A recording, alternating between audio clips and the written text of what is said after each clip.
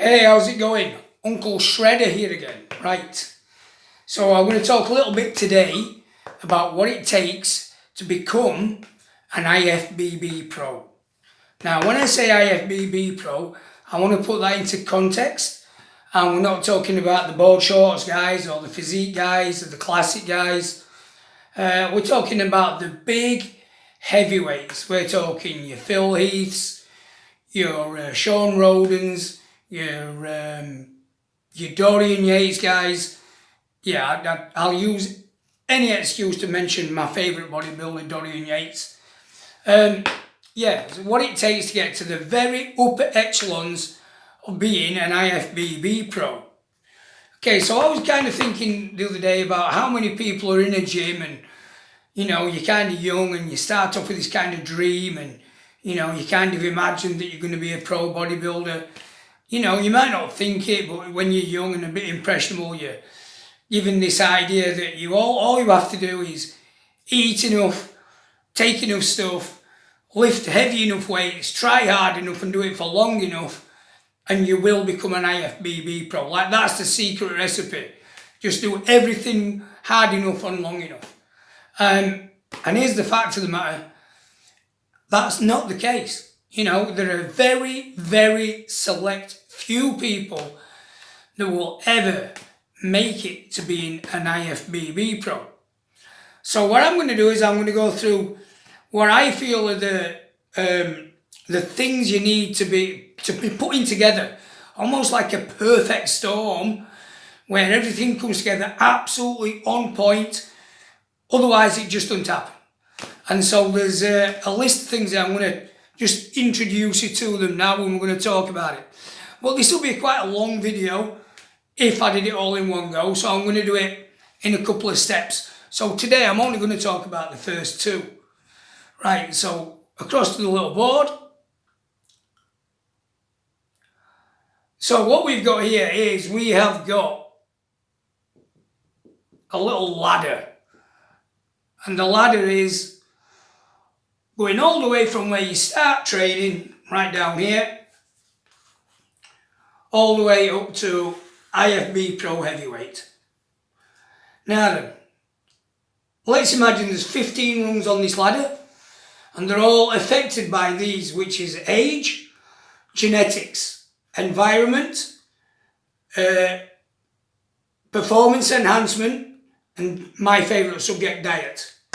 But today I'm only going to concern myself with these two things here: age and genetics. Now, what you'll notice straight away is there's 15 rungs on the ladder, and there's not 15 things down there. So that means what I'm saying is each one of these little categories can give you either -1, 1, 2, or 3 rungs up the ladder. So for you to get to the very top, everything has to be absolutely nailed. So the only two I'm going to talk about today, so we don't make it too long, is age and genetics. Okay, so both of these could give you -1. So age. So let's say you're 50 years old. Are you going to make it as an IFBB Pro? Absolutely not. 100% no. It's just not. You're not going to do it. There's not enough time. You've not got enough time in those younger years when you can recover really quick, when your joints are really good for it, and when you can really smash them big weights about. You're just not going to make it. So you could be 50 years old, like me, and then that would give you -1 on the ladder. You would actually start from a 1 rung down from the first rung. Or you could be 30. If you were 30, that would probably give you 1 rung up the ladder. If you were 25, let's say 25, you'd probably get 2 rungs up the ladder. But if you started right back in the day when you was like 18, 19, that's giving yourself as good a chance as possible. So in age, you're giving yourself as good a chance as possible. So you're going to give yourself a full 1, 2, 3 rungs up the ladder. Okay. Now the next one, genetics. Now then, genetics.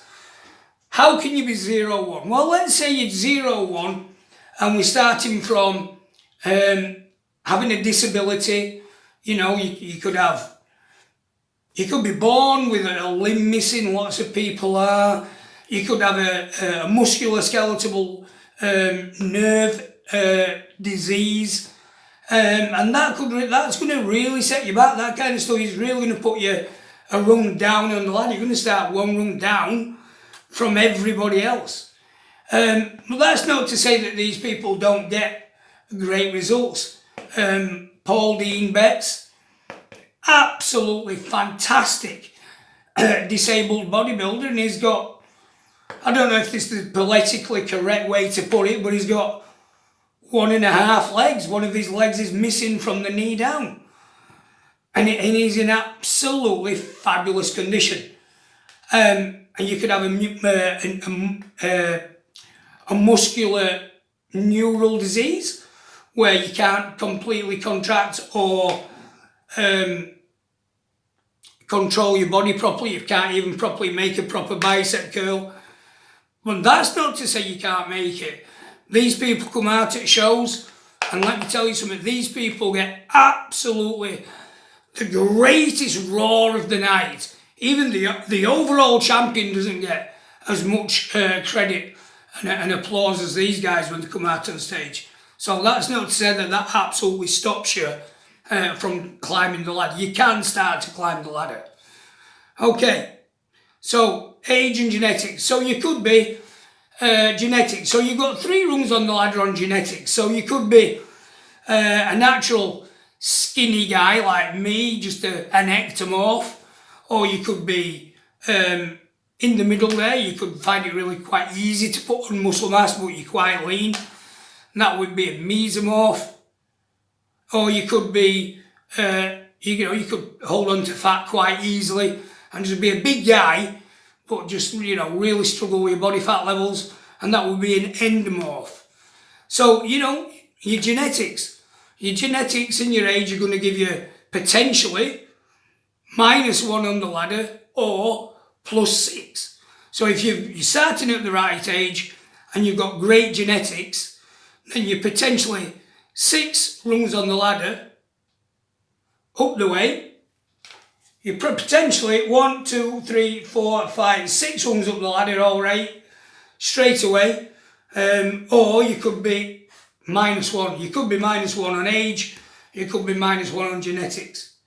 Okay, so that would be the first kind of step up that ladder. Age and genetics is what's going to be the first 2 considerations that I'm just going to talk about today. So I'm just going to wrap that up and keep it really simple and sweet and short, and we'll go on to the next set of classes of what needs to come together to make that perfect scenario to becoming an IFBB Pro. So part 2 of this video, look out for it, part 2 will be environment. And when I'm talking about environment, I'm talking about your working environment, the opportunity to train, the gym that you're training, the equipment that you've got to work with. Performance enhancing drugs, do you use them or do you not use them?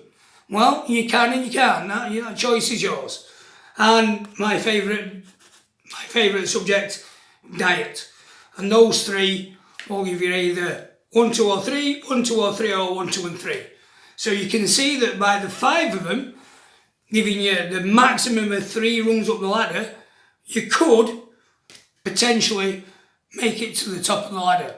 But realistically, what we really want to be thinking about as amateur bodybuilders is we can admire the IFBB Pro heavyweights, of course we can. But realistically, what I think we should be looking at is good amateur bodybuilders for our inspiration and our aspiration. Inspiration, you could look at anybody. You could look at the Incredible Hulk off the Marvel films. You'll never get there, but it can be your inspiration. But for our aspiration, which is to say that is where we could potentially get, we should be looking at good amateur bodybuilders. Okay, that's me then. Short and sweet for that one. Uncle Shredder signing out, and I'll catch you on the next one. Peace, love and happiness.